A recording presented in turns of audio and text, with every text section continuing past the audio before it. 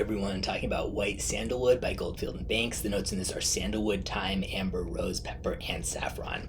So this might sound completely random to people who have tried both of these, but for some reason, something about this reminds me a bit of zoologist cockatiel at times, and cockatiel is full bottle worthy for my taste, so I definitely mean that in a good way. I was going to say that just seems so weird because cockatiel is kind of more like powdery vanilla raspberry with a little bit of bitter green. But then again, maybe the way the kind of amber is here, kind of vanilla-y, the rose could be sort of raspberry-ish, and the thyme, sort of bitter green. Maybe the way they interact here just kind of comes together like that. And yeah, I'm surprised about how this is too, because the notes list looked to me like it would be one of those like kind of, well, I mean, they're popular with other people, but to me, these kind of scents with these notes sometimes come across kind of like snooty, like sort of royalty, sort of sharp spice, potpourri style, sour,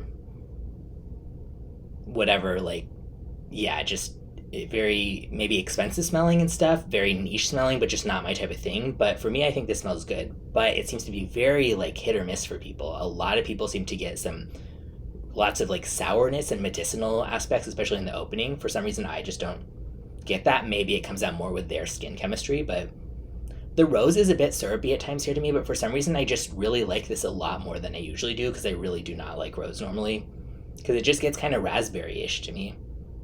The scent is somewhat powdery. The saffron's kind of airy, which contrasts with the amber, which is a little bit thicker, but it's not like super dense style amber.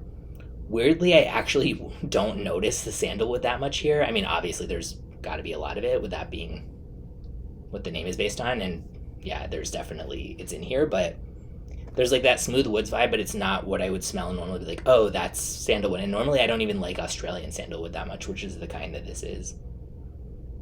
But yeah, this is one of those fragrances I think you just have to kind of disregard the notes list if you're going to sample it, because it just smells very different to kind of everybody on both sides, people who like it and people who don't like it, from what you think going into it. It certainly isn't very spicy either. But yeah, I enjoy it, even if not everyone does.